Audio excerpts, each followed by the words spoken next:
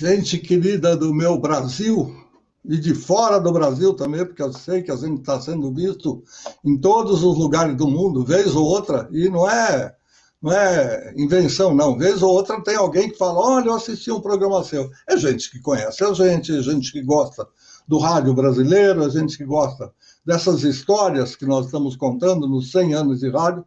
E para não perder tempo, eu só vou avisar a vocês que nós estamos sempre nas redes sociais que você vê por aqui. YouTube, Facebook, o Instagram, o LinkedIn e também no Léo Lopes, do Radiofobia. É só áudio, não tem imagem e é feito para quem tem problemas visuais, deficiência visual, quem não tem um monitor em casa, quem está com a tela do celular quebrada e usa só o áudio, enfim. A parte de áudio, a Radiofobia oferece a você a oportunidade de acompanhar todo esse trabalho somente em áudio. Então, todas as versões estão disponíveis e, como eu disse, para não perder tempo, vamos conversar hoje. É um dia daqueles gostosos, porque eu vou reencontrar muita gente que eu não vejo há muito tempo. E por que isso? Porque cada um vai para um lado, as pessoas se aposentam. Hoje nós vamos falar dos discotecários. Eu posso falar um pouquinho, mas vou deixar para eles falarem um pouco mais, porque eu comecei a minha carreira no rádio como discotecário programador. Depois fui chefe de discoteca, uma série de outras coisas. Mas não é isso que interessa. Interessa é quem é o discotecário, qual é a função dele. Porque enquanto você ouve rádio e você acompanha aquelas vozes maravilhosas, você esquece, ou se esquece, de que tem um montão de gente lá atrás fazendo programação, selecionando o disco, programando, arrumando os discos, limpando. Nós vamos saber de essas e outras histórias por uma questão de Ladies First. Eu vou trazer aqui a minha querida amiga Carmen Garcia. Como vai, minha querida amiga? Oi. Nossa, Luiz Fernando, para mim é tão agradável estar com vocês. E quando você faz esses programas sobre a nossa vida no rádio, é fantástico. Eu comecei tão jovem no rádio, sabe que faz 20 anos já que eu saí da Bandeirantes? E Nossa, agora, em abril, dia 30 de abril, fez 20 anos que me despedi. Porque minha mãezinha já estava com 83 ou por aí. Falei, não, minha mãe precisa mais de mim, porque o rádio já me pegou 20 anos de vida, então agora o resto é para minha mãe. Foi muito bom.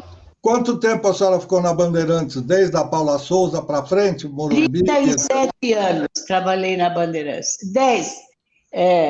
Primeiro, depois fui para a Espanha, fiquei lá 7 anos, voltei e fiquei 27. 37 anos meus foram para Bandeirantes. Desde a Paula Souza. Dona Carmen nasceu em Madrid? Madrid, Ou em alguma Madrid? Na Espanha, é professora de espanhol, então quem quiser conversar com Dona Carmen em espanhol, faça um agendamento, ela dá aulas particulares e tem aquele acento espanhol que nem Julio Iglesias tem igual.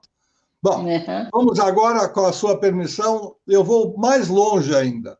Eu vou para Maceió, quer dizer, não mais longe do que Madrid, mas mais longe de onde estamos aqui no Brasil. Vamos chamar aqui o nosso querido companheiro de longa data, o seu Gilberto Fernandes, também da Bandeirantes. Fala, meu querido amigo Gilberto, como está a Palmeira dos Índios aí, na sua Maceió? Bom dia, Luiz Fernando, bom dia, Carmen Garcia, bom dia, Márcio de Paula, que também vai falar aí. É uma satisfação muito grande falar com vocês. Aqui está muito bem, graças a Deus, eu estou descansando. Depois de 53 anos de emissora de Bandeirantes, eu tenho que descansar um pouco, né, Luiz? E agora estou por aqui, meu. Tá com 2 anos, vou fazer 2 anos que eu saio da Bandeirantes. A Carmen faz 20, eu faço 2 anos já que saio da Bandeirantes. Quase você faz 80 e tantos anos como ela, né? Quase nasceu lá dentro. Eu era o mais velho do pedaço. Assim, eu era o mais velho da turma lá, porque morreu o Zé Paulo, eu era o mais velho, depois eu fiquei depois o Paulo morreu, eu fiquei como mais velho. Depois aqui vem o Ronco. E foram 53 anos lá, e depois estava na hora de eu já descansar um pouco, viver um pouco, né?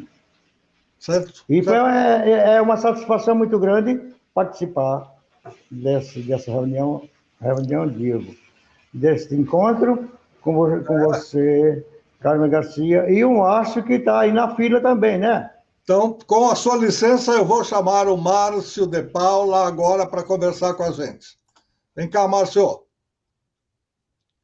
Grande Luiz, como é que está Luiz Fernando Malhoca? Mas que prazer, prazer muito grande, né? Estar aqui falando com você, né? E com essas duas figuras ilustres, inclusive, do rádio, que é a Carmen Garcia, né? E o Gilberto Fernandes, o meu coordenador na Rádio São Paulo também. E a Carmen também, pô, a gente passou tantos anos juntos, né? Desde... Quantos anos você tem de profissão, Márcio? Você é o mais novinho da turma toda aqui hoje. Eu tô de profissão, eu tenho 47. 47 anos de rádio. 47. É que antigamente você começava a trabalhar muito cedo, né? Sim, mas você saiu da maternidade e foi direto aí para a Gazeta, não? A primeira vez eu trabalhei aqui de final de 74, né? Depois eu fui até 1980. Depois, em 80, eu fui para a Rádio São Paulo, né? Que estava aqui na Vila Mariana, na Rua Capitão Cavalcante. Depois ela foi transferida lá para o Morumbi. Fui lá para o Morumbi, lá eu fiquei 9 anos praticamente. Depois lá mesmo, eu tive uma oportunidade que o Zé Paulo me deu fazer um estágio lá no jornalismo, na Central Informativa. Né, o Zé Paulo, agradeço, né, um beijo, Zé, onde quer que você esteja. Foi uma pessoa que me abriu muito as portas também para eu conseguir, inclusive, me ramificar em termos de jornalismo também, que eu sou formado, né?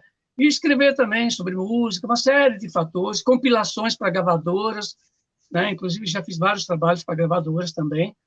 Né? Eu, assim como uma equipe ótima, assim, tipo o Zusa Homem de Mello, o Hélio Costa Manso, né? Várias pessoas assim do meio, né? O Rubinho também, que era um grande produtor da Som Livre, né? E por aí você vai fazendo seus trabalhos, tudo aquilo que vem dizer em relação à parte da fonografia, seja do ponto de vista de áudio, imagem, livros também. Então, a gente está sempre aí na projeção no que diz respeito à parte do rádio. Um beijo grande para Carmen, aí, nossa, muita saudade, eu vivo falando com a Neuza Barranco, que também foi discotecária, né, lá na Bandeirantes. E o Giba também, né, o Giba dispensa comentários também em relação, jogamos tanta bola, né, Giba? O Giba joga muito bem. E de futebol, e também um grande discotecário, né? Um grande programador também de rádio. São poucos em termos de número, hein? E a Carmen também. Né? E são privilegiados. O rádio deve agradecer às pessoas abençoadas que conhecem música, que entendem de música, que nasceram para música e que deram a sua vida para ela. Então, agora nós estamos com o quarteto em cena. Dona Carmen, eu quero ver um pouco mais do seu rosto. Cadê a senhora? Estou aqui. Baixa um pouquinho o celular. Baixa só um pouquinho o celular para a gente poder ver um pouco mais do seu rosto. Não, ao contrário. Desculpa. Isso, assim? está ótimo. Aí está inteira em cena. Enquanto o Gilberto foi até ali e já volta, eu queria ter uma ideia, até para passar para os nossos amigos que estão nos acompanhando, como é fazer uma programação de rádio. Dona Carmen, a senhora foi chefe da discoteca, ou seja, é um trabalho maior ainda. Então, só para a gente entender e explicar para as pessoas, quando a gravadora chegava lá com aquele famoso suplemento musical, numa sacolinha com vários e vários discos, ela entregava os discos e era necessário catalogar, fazer fichas, não tinha computador. Era tudo feito à mão ou à máquina, obviamente.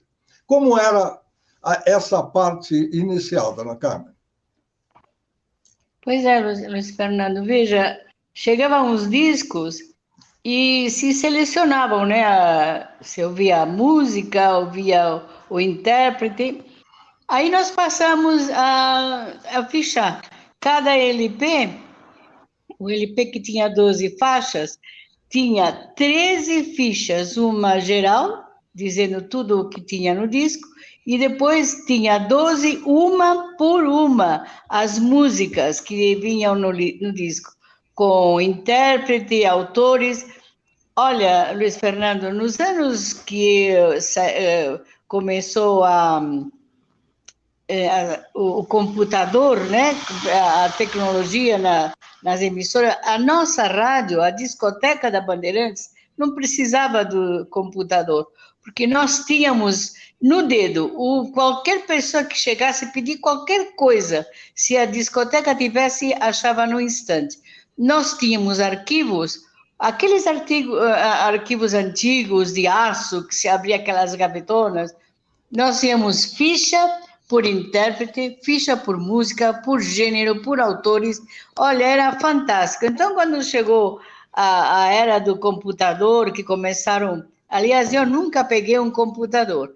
Eu passei a tarefa para a Neuza e o Gilberto, eles que lidavam com o computador, porque eu sempre disse para a chefe lá, que eu me arrependo, porque são coisas que a juventude, o nosso orgulho de ter uma discoteca como nós tínhamos, era tamanho que eu não queria aceitar o computador.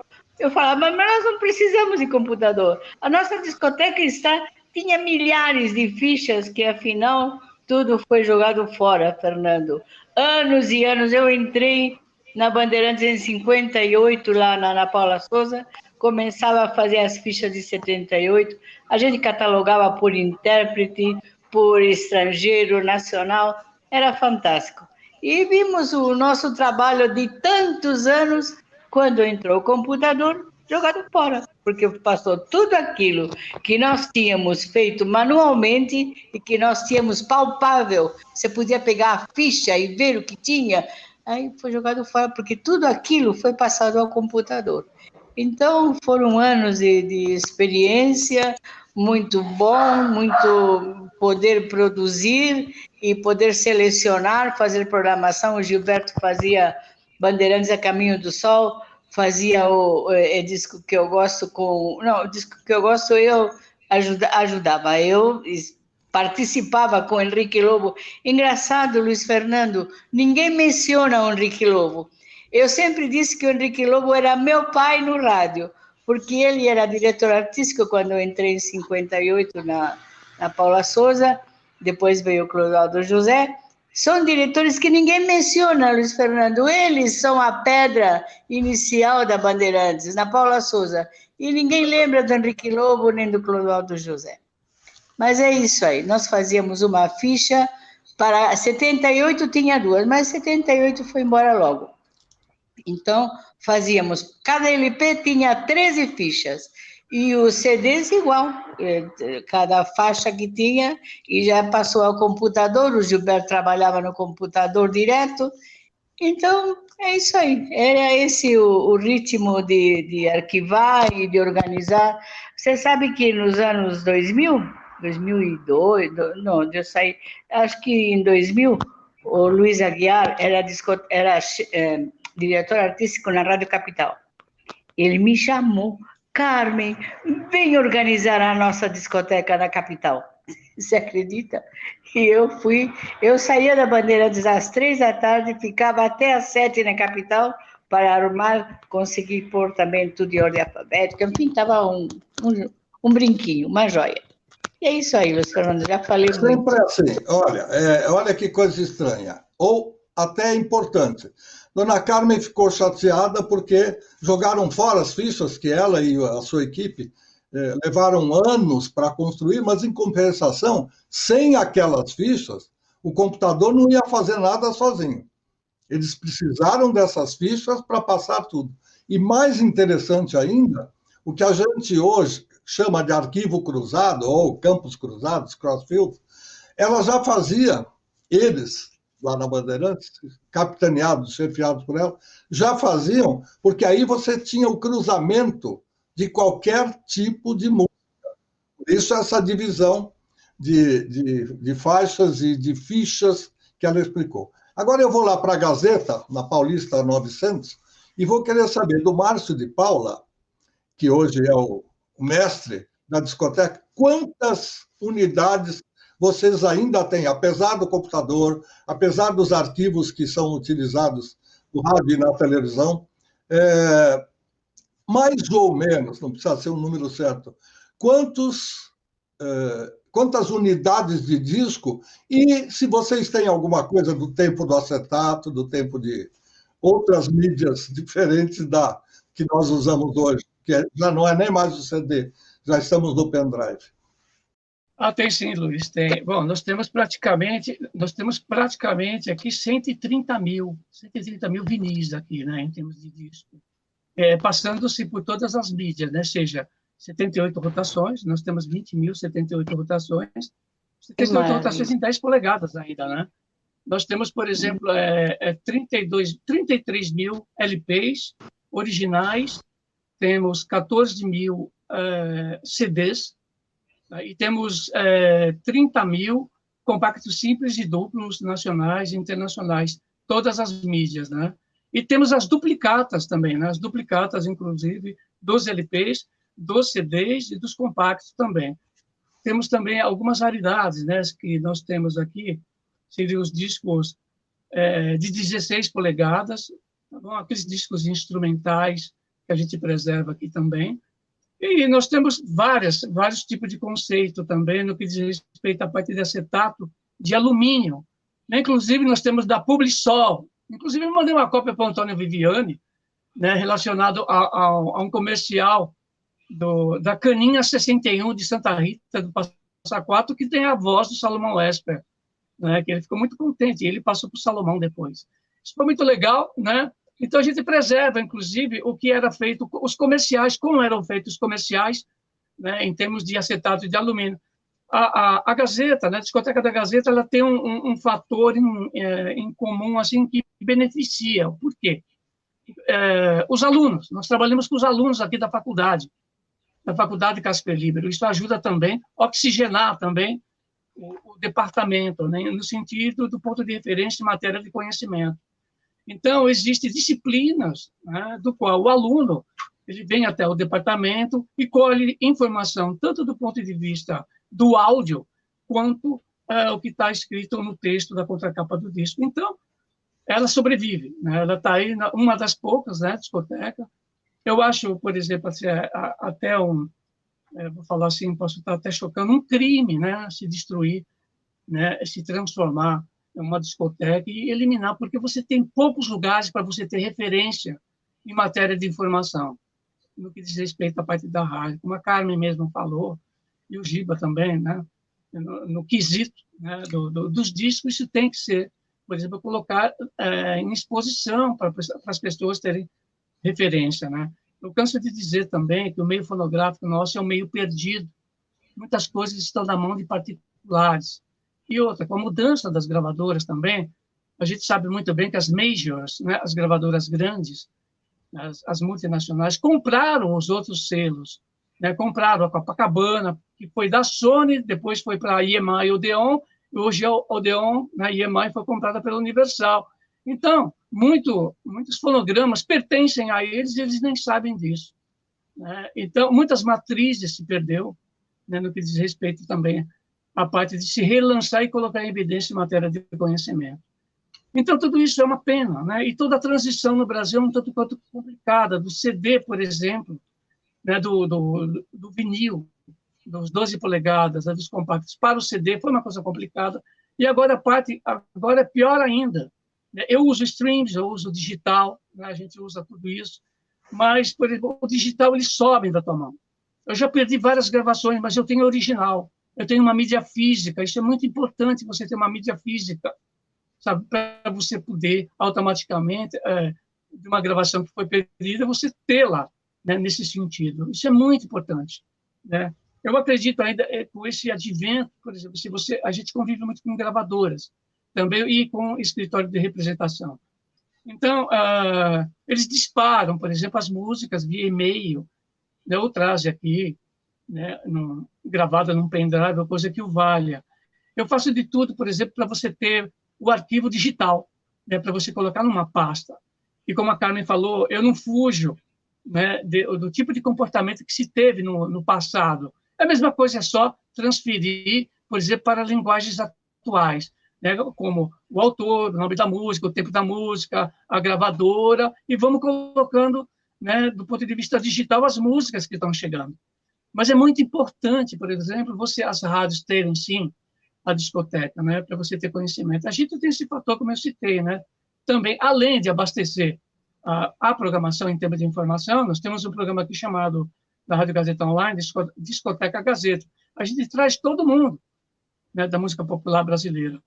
Né? Então, já trouxemos a Eliana de Lima, o Flávio Venturini já gravou. Então, nós temos todos os discos para mostrar tudo para as pessoas, para os ouvintes, inclusive. Porque hoje, rádio também é imagem. Antigamente, ele sempre foi imagem, porque você imaginava, né? Você tinha uma imagem. Hoje não, hoje tem câmera também, né? O rádio tem câmera. Então, o rádio vai se modificando, vai se aperfeiçoando, né, cada vez mais e vai caminhando, né? Então, essa é a referência que eu tenho em termos de música, sim. Não fuja, né, a referência que a Carmen fez, o Giba também, no sentido desse quesito de se projetar cada vez mais as discotecas. Existe um interesse muito grande no que diz respeito à parte do vinil, né? Isso é importante, a informação. Uma curiosidade que eu tenho como professor aposentado há mais de 20 anos. Qual é a reação dessa juventude, desses novos alunos que estão cursando comunicação ou jornalismo, seja o que for, e que entram num lugar como a sua discoteca, como a discoteca da Gazeta, que você comanda muito bem, e encontram coisas que eles nunca viram na vida, nunca pegaram na mão e talvez nunca tenham sabido, porque os pais já não tinham mais. Como é a reação dessa garotada? Não, é fantástico. É fantástico. Eles ficam assim deslumbrados em relação... Isso que é importante, Luiz. Isso que é importante você ter, né, como mostrar uma mídia física para um aluno, sabe? De repente, o pai... Tem muitos alunos aqui de rádio e TV, de jornalismo, pós-graduação, né? Mostrar todas as mídias, qual é o processo que se tem até se chegar ao digital, até se chegar aos streams também. Então, você tem que começar lá nos 78 rotações e vindo, né? E explicando. Os 10 polegadas também, que nós temos aqui, né? Em torno de 2.010 polegadas. Então, você vai mostrando, eles vão ficando alucinados. Tem muitos, que têm conhecimento de causa, sabe? Em relação a essa parte do que significa. Isso vem de escola, de casa também, de família, porque o pai cultua também, né? Cultua também o disco. Então, eles já vêm com uma bagagem, já aparece com uma bagagem, você tem isso. Eu estou fazendo um trabalho de TCC, né? Trabalho de conclusão de curso, ou para uma disciplina, você tem isso, temos, vamos lá, vamos fazer. E você vai dando uma referência e orientando o aluno no que diz respeito ao que ele está querendo, né, para poder desenvolver o trabalho. É muito prazeroso isso, né? Isso é muito prazeroso, esse privilégio, né, Luiz, que nós temos, no sentido de passar um pouco, né, de conhecimento e aprender também, viu? E aprender com eles também no que diz respeito à parte, né, da fonografia em si. Isso é muito importante. Muito bom. Obrigado, Márcio. Agora eu quero ouvir o Giba, Gilberto Fernandes, que durante os últimos anos do seu trabalho ativo na Bandeirantes, era quem fazia a seleção musical de arquivo musical, até que a emissora resolveu exterminar com o programa e com o resto que tinha de saudade desse maravilhoso programa dominical. Não tinha quem não acordasse no domingo e aquela vontade de ficar um pouco mais na cama ouvindo as músicas do passado. Vamos lá, Gilberto, como é que foi essa sua carreira brilhante de tantos e tantos anos no Grupo Bandeirantes? Quando eu entrei aí, na época, em 66, 67, e a dona Carmen Garcia estava aí, já era chefe de departamento, e eu trabalhava na pesquisa, e trabalhava no Clube RB.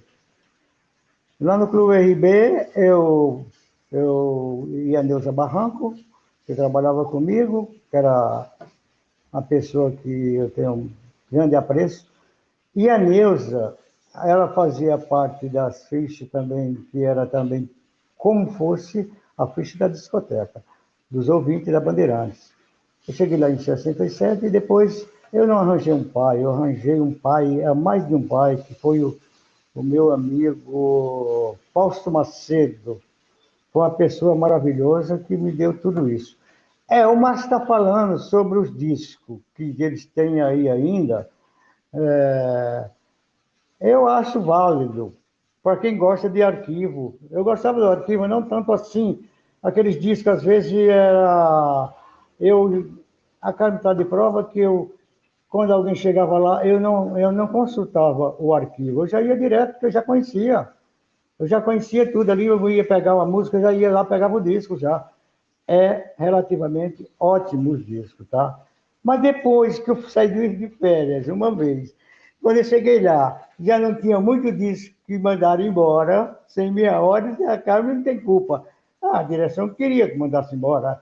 Aí esses discos foram embora. Eu perdi o amor por aqueles discos que tinha tanto discos que a gente tomava conta. Eu brigava por aqueles discos, eu brigava o tempo inteiro por causa daqueles discos. Como o Samir Razuk pegou e passou para frente, e tinha coisa que eu não queria que ele passasse, porque eu usava, eu fiquei chateado. Eu falei, então pega e faça o que vocês quiserem. Foi que acabou, praticamente, a discoteca se resumiu eu fiz uma seleção dos discos que eu precisava, como naquela parte eu fazia parte da programação, e você me arranjou um grande problema, não foi? Você, Salomão, Paulo Cueve, de eu ser o coordenador da Bandeirantes. Você já coordenava a Rádio São Paulo na época, e eu fui coordenador da Rádio Bandeirantes. Aí era trabalhar dobrado, né? Foi legal. Luiz Fernando foi um grande amigo que eu tive nessa área. Eu, com a minha teimosia, né, Luiz? Eu fazia, às vezes, era um pouco brigão com as pessoas, mas eu fazia aquilo pelo meu serviço, pela a empresa. E na época que eu fazia 2 horários aí, além de fazer o horário todo durante o dia, e à noite ainda ficava aí até mais ou menos umas 9 horas, 9 e pouca da noite. E era trabalho em cima de trabalho. E depois, quando eu coordenava, eu passei a coordenar a Rádio São Paulo. Inclusive, o Márcio era discotecário, eu coordenava. E depois também tinha a Bandeirantes, que você trabalhava com a gente na Bandeirantes. E era uma coisa, assim, muito corrida. E tinha a hora que eu ficava, assim... Eu chegava em casa mais ou menos 11h30, meia-noite, eu morava pertinho da rádio. E quando chegava lá, os locutores não vinham, às vezes falavam que o carro quebrou na Marginal. Aí eu ia convocar o Décio da Fonseca, que era muito amigo da gente, e ele que quebrava esse galho. E outro dia eu continuava a guerra, porque o locutor que me aguentasse. O cara que fizesse isso, o cara matava mãe, pai, tio, sempre, e eu tinha que Você estava na sua casa, e tinha que resolver, eu era o coordenador, tinha que resolver essa parte. E eu tinha também um sistema meio profissional, bem profissional, e as pessoas não gostavam da minha maneira de atuar, né? Mas eu era amigo de todo mundo, tá? Sempre fui amigo de todo mundo, não tive esse problema de ter algum problema. Às vezes o Luiz perguntava para mim, fulano de tal, como é que tá? Eu falei, tá tudo bem, tá tudo bem. Às vezes para não ser chato, eu comprava guerra e eu mesmo comprava. E depois ele falou, por que você fez isso? Não sou eu o coordenador, então eu vou ter que assumir minha função. E às vezes o Luiz era uma pessoa muito ocupada, era muita gente em volta dele. Às vezes eu ia falar com ele, não conseguia. Aí eu falei, coloca por minha conta. Depois que eu colocava, eu falei, por que você colocou? Porque eu sou coordenador. Você me deu a função, eu tenho que colocar, senão eu não vou parar a rádio, por causa que eu não vou colocar uma programação. E as programações que tinha aí, sempre foram assim, muito responsáveis, tá? A Carmen que o diga, tá? Eu era uma pessoa que me tornava chato para as pessoas que chegavam aí e queria tocar música e não tinha condição. Eu falei, não vai tocar. E depois as pessoas, não é que não gostavam da minha maneira de ser, é porque eu tinha que fazer aquilo. O Márcio trabalhou comigo, o Márcio sabe muito bem como é que era. Eu chegava e falava, quero isso. Sempre, se tinha alguém que trabalhasse profissional bem, eu queria ser igual ou melhor. Era a minha maneira de ser. Eu não podia relaxar, porque o Luiz ficava no meu pé, né, Luiz? Fala a verdade. Pô, aconteceu isso, aconteceu aquilo. Eu corria para um lado, corria para outro, mas sempre dando conta do recado. Eu saí não saí da discoteca, eu continuei na coordenação e fazendo a programação e cuidando da sua rádio. A Rádio São Paulo e também a Bandeirantes tomava todo o meu espaço de tempo. E era uma coisa assim impressionante. Eu cheguei em 67, trabalhando no Clube RB, depois eu fui fazer a programação da madrugada, e depois da madrugada eu fui fazer Ferreira Martins, o programa da tarde, que foi um dos maiores programas que eu fiz da minha vida, tá? Que eu fui coordenador do programa dele e eu fui selecionador, eu e ele selecionava as músicas. Ferreira Martins, depois veio, de manhã veio o Elal, também aquele negócio lá, eu tive que fazer também. E depois o arquivo musical, quando a Carmen fazia, depois a Carmen, eles passaram para mim, eu fiquei quase 50 anos fazendo o arquivo musical, menos um pouco. Eu fiquei esse tempo inteiro. E outra, eu não ia pelo meu gosto, eu ia pelo gosto do público, mas tinha coisa que eu botava que eu achava que devia ser tocado.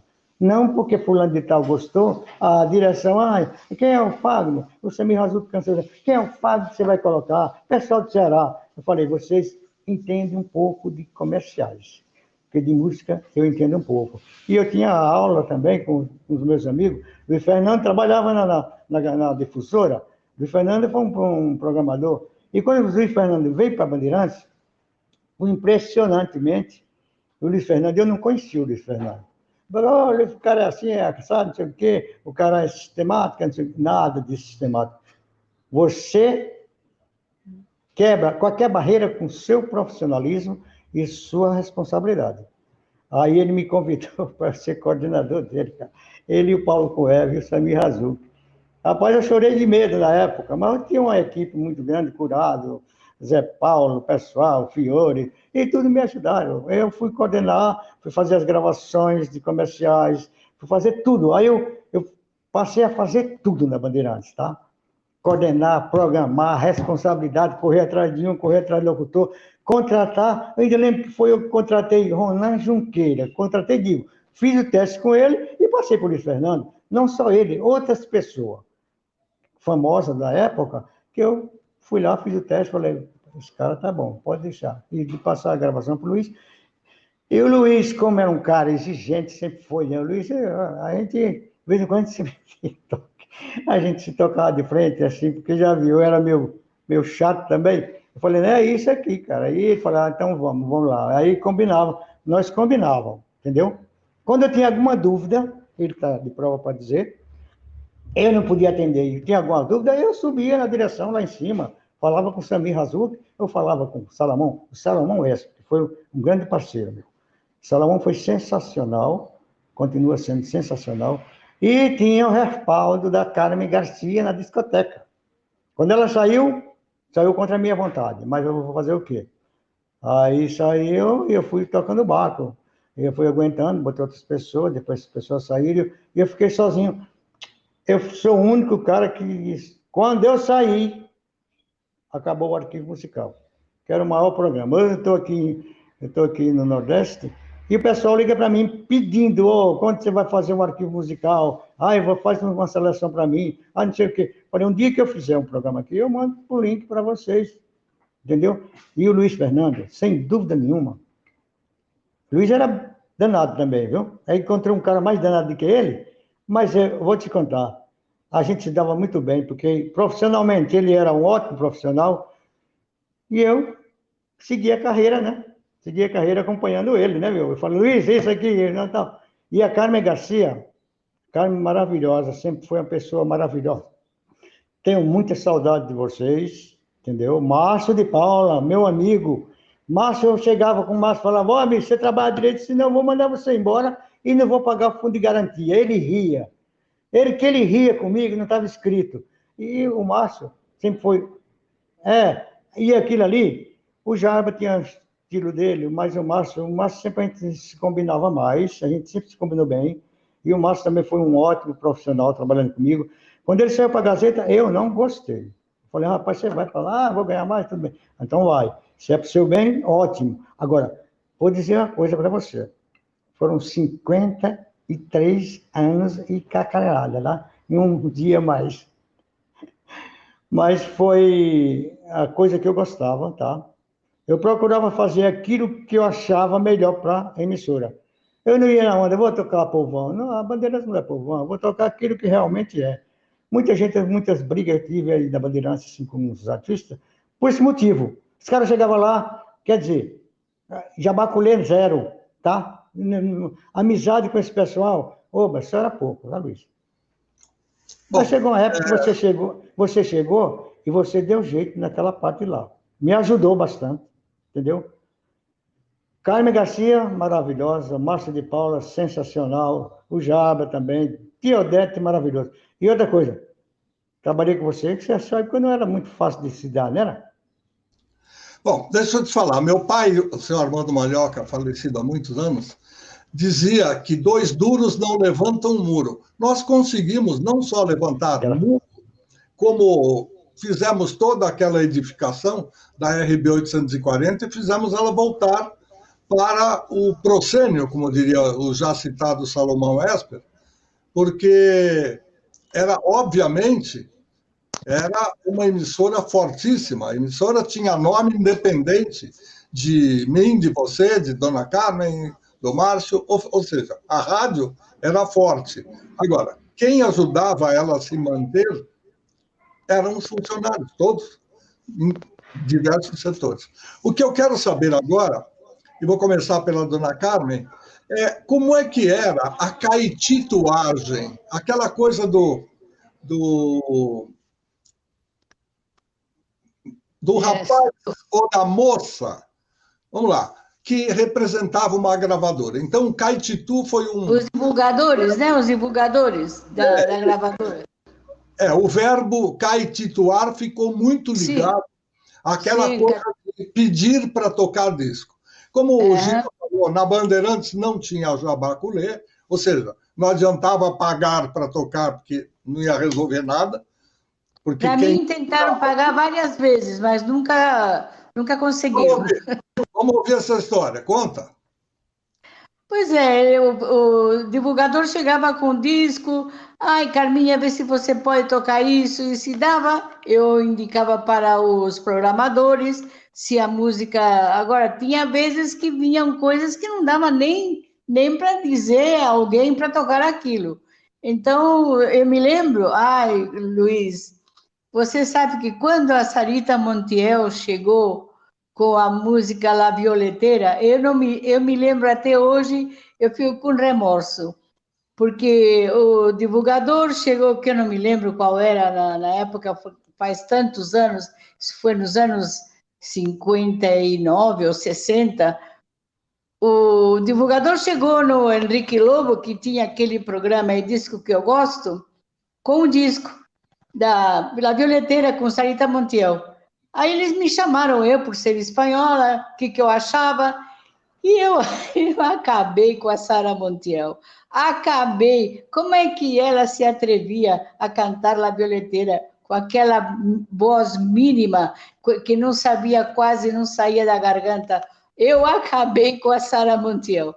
Hoje, quando eu vejo os filmes, porque eu ponho os filmes na televisão, e eu, meu Deus, como me arrependo de ser tão, vou dizer ignorante, porque não devia ter falado nada daquilo, mas, enfim. O divulgador chegava sempre querendo tocar a música, nós ouvíamos, selecionávamos, se dava para pôr em programas, se colocava em programas, ou era as mais a Bandeirantes, ou então o programa do Picape do Pica-Pau, aqueles, na minha época, onde ia se catituar o disco. E você sabe, queria falar um parênteses, Luiz. A nossa discoteca, quando eu entrei na Bandeirantes, não tinha quase LP, era só 78, né? Porque eu cheguei em 58 na Bandeirantes.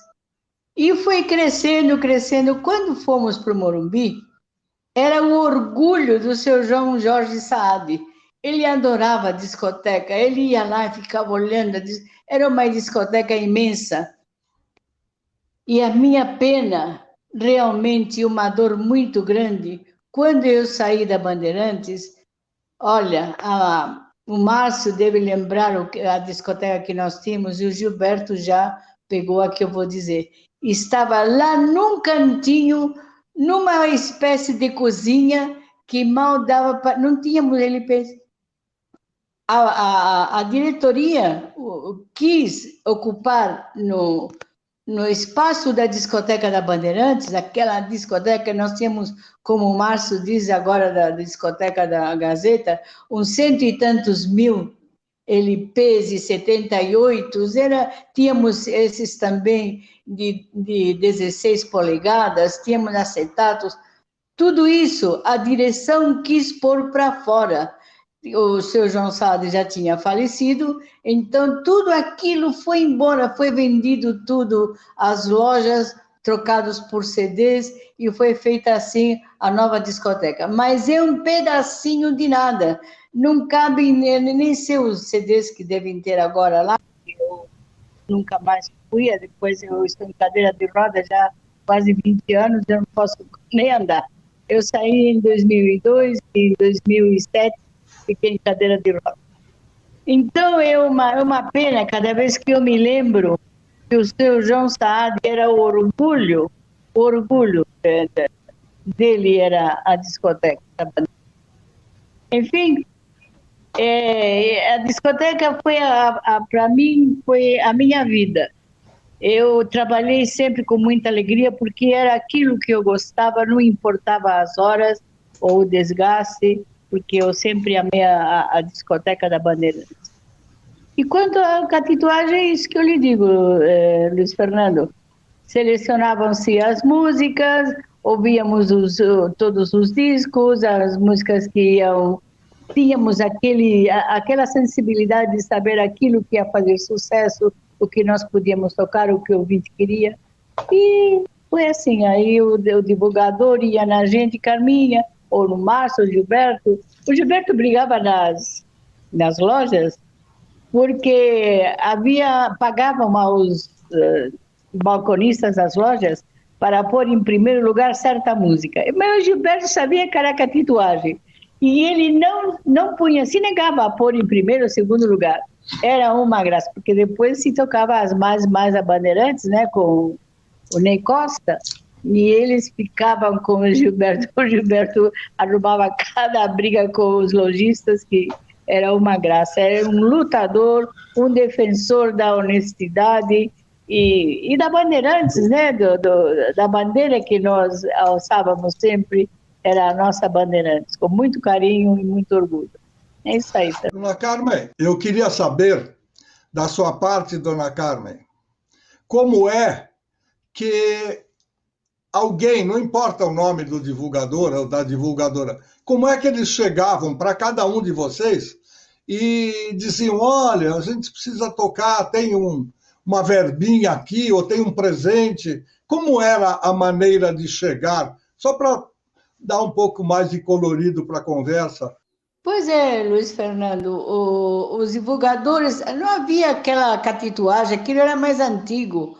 Eu me lembro que uma vez, logo no começo, vou dizer, acho que deve ter sido lá pelo ano 61 ou 60, 61, veio um indivíduo, parece que estou vendo ele, parecia turco, e ele veio querendo me dar dinheiro para tocar uma música de carnaval.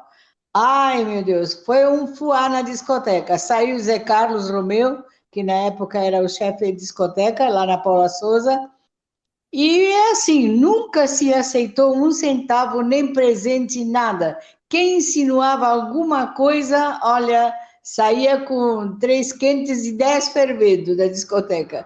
Então, sempre se tocou aquilo que o discotecário nós recebíamos, mostrávamos aos produtores, nós ouvíamos em conjunto praticamente, não, essa é boa, porque na época, você sabe que era a Bandeirantes a mais popular emissora paulista, era o slogan, né? Então, a Bandeirantes ditava o sucesso. O que acontece? Nós ouvíamos a música, selecionávamos, indicávamos, programávamos, e assim... O divulgador vinha, Carminha, vê se você pode tocar isso com muito jeitinho. Então, se a música era viável, Então, nós tocávamos, mas não por receber, senão porque a música era boa, valia a pena e o ouvinte tinha necessidade de coisas novas e a Bandeirantes que indicava as coisas novas e os próximos sucessos. Márcio, conta você, só para ilustrar, como é que era essa jogada de, olha, tem uma historinha, tem um almoço, tem um jantar, ou tem uma festa, ou tem um presentinho, ou tem uma verba. Eu também tenho as minhas histórias que eu posso contar, mas eu não estou na Berlinda hoje. Bom, assim, claro que já foi oferecido, né? Desde quando entrei aqui na Gazeta, logo no começo do ponto de referência ainda, as AMs, claro que chegava pessoas, né, catituando, como você falou. Olha, tem não sei o quê, olha, tem uma verbinha, olha, até falar, não trabalho assim. Mesmo porque eu trabalhava com superiores, né? Mesmo porque não é índole, né? Isso vai muito da índole de cada pessoa, né? Se você aceitar dinheiro ou não aceitar. É como hoje o comportamento é diferente, é totalmente diferente. Hoje em dia você faz a composição junto com o escritório de representação ou com a gravadora em si. Então você fecha, isso é nota fiscal, né? Você divide bilheteria, ou se o cantor é muito famoso, por exemplo, no caso, ele vai ter 60% ou 70%, né, da arrecadação de uma bilheteria, mas tudo isso é feito em termos de contrato, né? É como se fala, que o jabá institucionalizou-se, né? Mas porque tem funcionário para pagar, tem uma série de fatores. Então, o rádio também, ele chega a certos momentos, principalmente agora, em termos de pandemia, certas rádios ficaram na UTI, né, respirando por intermédio de aparelhos, né? Então, e os artistas também, a classe foi muito atingida, né, pela pandemia. Não se podia fazer shows ou coisa que o valha. Mas sempre houve, e sempre vai ocorrer pessoas, por exemplo, que vai te oferecer alguma coisa particular, mas isso vai de cada pessoa. No meu caso, eu nunca aceitei, né, uma consciência muito tranquila em relação a essa Gilberto, parte. Ok, vamos ouvir o Gilberto a respeito do jabá. Luiz, eu estava ouvindo o Márcio, a Carmen, eu fui um cara muito diferente nessa parte. Além de eu não aceitar, eu não tinha amizade quase com divulgadores, porque eu achava ele tudo falso. Ele chegava lá na discoteca, eu tive um problema de úlcera, e eu não tomava café, essas coisas. Primeira coisa que eles faziam, eu nunca vi o cara, vamos tomar um café. Eu falei, eu não tomo café, eu tenho problema. Aí, eu queria falar com você, o que é que você quer falar? Aí a Carmen estava lá, e a Neuza, eu falei, fala o que você quer na frente de todo mundo. Por que eu tenho que sair daqui da minha sala para ir falar com você, com seus jabás? Não quero, cara. Tudo cara que ia fazer jabá era do pior dos piores. Aí eu andava, primeiramente, eu fazia a pesquisa da Rádio Bandeirante, arquivo musical, da Sucessos em Revista, com Fausto Macedo. Ele falou, quero que você seja o mais honesto possível que você puder. Luiz, eu tive que andar 105 lojas de São Paulo para fazer com chuva, com sol e tudo. E andando de ônibus, só escuta, eu quero sair. Eu tive que andar simplesmente com um revólver dentro da bolsa, porque os caras queriam me pegar. Esse cara aqui fez isso, esses caras aqui fez isso, fez aquilo. Eu chegou uma vez na Praça da República, eu cheguei, tinha 2 caras e uma mulher. Vamos dar um pau desse cara da Bandeirantes, que ele não está colocando a música da gente. Eu falei, quem é de vocês? Fuscão Preto, não sei quem. Bicho, eu falei pro cara, bicho, vocês estão começando. E outra aqui, só entra quem eu achar que está entrando porque está vendendo. Porque se não vender, não vai entrar na parada. E o Fausto confiava em mim. O Fausto chegou para mim e falou assim, você faz, eu quero um cara honesto. Pois eu falei, pode deixar comigo. Eu fui honesto o tempo inteiro. Que eu recebi de cantada, que eu recebi de cara, vamos viajar não sei para onde. Eu falei, não vou. Você está de prova que a única vez que você me viu em shows é o Barramalho no Recife, no 4 Rodas, que eu recebia de convite para ir em camarote, para beber. Eu não bebo e outras coisas. Ninguém do divulgador. Eu contava nos dedos o divulgador que gostava de mim. Porque eu chegava lá, eu botava assim, fala. O jeito era esse. Fala, o que você quer? Ah, porque, sei o quê, dá para tomar um café? Não, não dá não. Aí, quando os caras falam, um cara uma vez chegou na Casa Vital e falou assim, eu tenho uma verba para te dar. Cara, era o Vitor, o dono do pedaço da loja. Eu fiz uma confusão tão grande e fui chamar a polícia. Os caras nunca mais. A partir dali, os caras me respeitaram e passaram a me respeitar, entendeu? Aquele cara da Bandeirante, esse manquinho da Bandeirante, pô, ele é um cara chato, é um cara nervoso, o quê? É um nordestino. Aí me meti a boca em mim. Pois dentro da Casa Vitale, eu aprontei. E não fiz mais Casa Vitale. Faço Macedo. Não faço, se for da Vitale, eu não faço mais. E outra coisa, eu cheguei a andar armado, não vou falar que não. Meu cunhado nem sabia. Eu pegava o revólver dele que estava em casa, botava dentro da minha bolsa. E nem eu estava sabendo disso. Eu fiz isso e outra coisa. Depois que eu puxei o revólver pro cara na Praça da República, ele correu pro lado subindo e eu corri pro lado do MAP antigo com medo para tomar meu revólver, entendeu? A partir dali, a Carmen está de prova. Olha, eu tinha 4, 5 pessoas que eu gostava no meio. Moacir Matias, Horácio. Nossa. E poucos, porque eles nunca chegaram a me encantar. O Antenor, mas o Antenor era mais calado, né? Mas o problema, Luiz, que os caras ficaram com tanto medo de mim, e eu achava bom. Eu achava bom porque os caras chegavam, mantinham respeito. Você não dá para ir.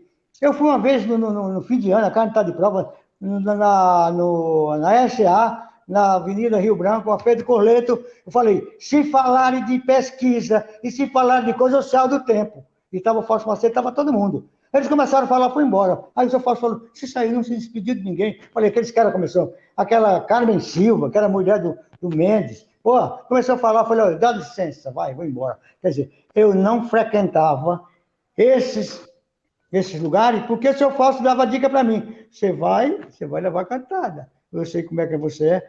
Eu era e não me arrependo. Nesse ponto, eu fui uns caras, a Carmen está de prova, chato. O cara chegava, não tinha meia palavra, é uma palavra só, tá?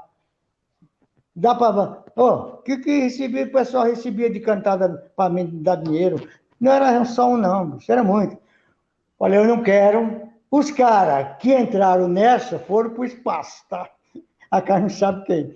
E eu fiquei na minha. Eu peguei todas as programações da Bandeirantes, porque eu fazia o máximo para fazer a minha programação sincera, correta e honesta. Nem quer dizer que eu seja honesto, aquele cara aqui. A gente tem limite na vida. Eu venci, eu saí daqui do Nordeste para vencer aí, cara. Para fazer as coisas certas. Não me misturava com ninguém, o meu negócio era futebol, o Márcio sabe muito bem. Sempre brigão, a Carmen sabe disso, eu sempre fui brigão. Que eu vi uma coisa errada, aí eu ficava calado. Você sabe disso, porque você trabalhou comigo, o Márcio trabalhou comigo, Carmen. Eu não aguentava, eu não gostava de divulgador nenhum. Mas não gostava. Eu tinha 5 caras que eu ainda tolerava, entendeu? Agora, os artistas, tinha o Eduardo Araújo, tinha o pessoal do Roberto, tinha aquele pessoal antigo da Jovem Guarda, eu gostava e tratava muito bem. E eu tocava. Quando eu tocava Fagner, que o Samir Razuki me falava, quem é o Fagner? Falei, você não sabe nada. Eu cheguei várias vezes brigar com o Samir dentro da sala dele. E a japonesinha lá falava, você é louco, você fica brigando com um cara que ele é diretor. Eu estou falando... A Neide, né? A Neide, aquela japonesinha. Luiz, eu passei aí, quando eu passei a coordenar, que o Paulo Cueve, como eu coordenava São Paulo e era dele, ele me pôs para eu coordenar a Bandeirantes. E você sabe muito bem, eu ia falar com você, eu chorei de medo. Mas quando eu saí também, eu chorei de alegria. Bom, nós estamos chegando... Fernando, eu vou ter que desligar, Fernando. O meu celular está sem bateria. Eu vou ter que ir embora. Eu vou querer que a senhora volte para contar mais histórias num outro dia, tá bom, dona Carmen? Tá bom, querido, tá bom. Quando você quiser. Um beijo a todos, Márcio, Gilberto, a você, Luiz Fernando. Obrigada pela oportunidade. Pela participação. Bom dia. Tá bom, pessoal. Olha, nós estamos realmente estourando o horário e eu ainda tenho uma confissão a fazer. Eu vou aproveitar para fazer hoje, que eu tenho duas testemunhas queridas aí, dois grandes amigos e profissionais que eu respeito muito. Eu, enquanto diretor de emissora, eu tinha um tipo de contato com as pessoas. E a ética me obrigava a fazer uma série de coisas que nem sempre eu achava gostosas. Fazer aquele meio de campo, fazer aquela dividida, mas é necessário para você não ser muito deselegante. Chato. Fala chato mesmo, que é mais fácil. Chato. Às vezes a gente deixa essa função para o nosso coordenador e tal, e a gente faz aquele mise-en-scène. Mas eu tinha um programa de televisão na rádio, na rádio não, né? No programa de televisão e na TV Cultura, chamado TV2 Pop Show. E eu lançava muitos e muitos discos, muitos sucessos, através dos filmes, porque aquele programa começou com filme-clipe e depois passou a ser videoclipe, porque o videotape estava nascendo. Ainda era filme, mas essa é uma outra história que está lá nas redes sociais e na minha playlist no YouTube. Bom, aí alguns números musicais que eu lancei na TV fizeram um grande sucesso. Não por causa da TV, que ela não obrigava ninguém a comprar disco, até porque era uma televisão alternativa, mas porque as emissoras de rádio tocavam também. Então, esse grande diretor já falecido me convidou um dia para almoçar. Olha, eu queria... A secretária, né? Queria marcar um horário com fulano e você e tal, porque ele quer conversar a respeito dos próximos lançamentos. Então, é sempre bom a gente ter um relacionamento de negócios, né? E cada um sabe até onde vai. Estávamos no rodeio, comendo tranquilamente, até porque era normal que a gravadora pagasse o almoço. Se você quisesse tirar o dinheiro do bolso, cartão de crédito, alguma coisa, não era aceito e não era de bom tom. Então, ok. Quem convida, paga e a gente vai em frente. Até porque, algumas vezes, a gente dizia, a gravadora é rica, e é mesmo. Quanto e quanto dinheiro ela ganhou em cima das descobertas musicais nossas e tal. O que não quer dizer que você vai cobrar isso dela. Você tem seu salário, você tem a sua ética e tem a sua honestidade para seguir. E aí, para concluir, esse senhor chegou para mim, no final de tudo, falou, Luiz, olha, eu tenho uma missão aqui bastante importante, porque não só de agradecer tudo que você fez para a gente na televisão, mas na Rádio Excelsior, que você está trabalhando agora também, muitos dos seus sucessos têm dado referência para nós. Muito daquilo que você coloca, lança na televisão, e às vezes o filme vinha antes do disco internacional, não era como hoje. A gente sempre repete essas coisas para relembrar. E aí eu disse a ele, tá bom, eu agradeço, fico feliz e tal. Eu falei, não, eu queria que você me passasse uma conta bancária, porque nós temos um valor para depositar a você. Aí o sangue começou a subir. Nem a sobremesa eu pedi. E aí foi indo, eu falei, vamos fazer o seguinte. A vontade era de pegar a gravata e dar uma apertada no nó, sinceramente. Porque aquilo mexia com os meus brios.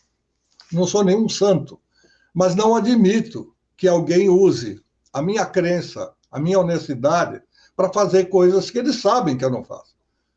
No meio, se tiver alguém, e fica sempre aberta a possibilidade, quem quiser acusar, por favor, fale, eu vou dar o mesmo espaço aqui para dizer, eu tenho provas, eu tenho informações a respeito de que você recebeu dinheiro e tal. Pode, tá completamente à vontade.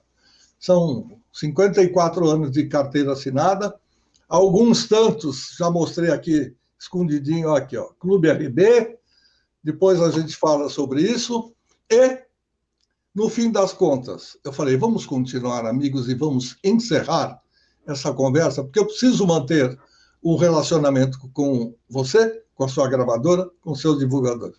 não se fala mais nisso, vamos esquecer o episódio. E daí para frente, o que eu tive foi uma ou outra tentativa, assim, muito por cima e nada muito grave. Gente, eu preciso encerrar o programa, porque já terminamos. Gilberto, queria que você se despedisse. Se você tiver alguma mensagem para os amigos, a gente volta num outro dia para completar a história. Vocês vão lembrando de coisas e conversas aí, tá ok? Vamos lá, Gilbertinho. Seu convite. Agradecer também Carmen Garcia, minha grande amiga, Márcio de Paula, que nós trabalhamos junto. Mas nesse ponto que você falou do cara falar isso para você, sabe o que eu falava? Eu já falava assim, dá para sua mãe que ela precisa, porque eu não preciso da sua grana. Eu ganho da rádio e outra coisa, o que eu ganhar da rádio é meu. Porque se eu receber isso aí, você vai me dar e eu vou embora. Muito bom. Márcio, sua vez. Ô, Malhoca, muito obrigado aí pelo convite, né? Para poder expressar alguma coisa em termos de conhecimento que eu adquiri e continuo adquirindo por intermédio de outros veículos também, das pessoas também, e tanto se aprimoram, né? E enriquecem também o conhecimento da gente. Giba é um irmão, né? Giba, um abraço grande para você, meu irmão. Giba, santista igual a mim. Tenho. Você tem meu telefone aí, virginiano é fogo, virginiano. Virginiano não é fácil.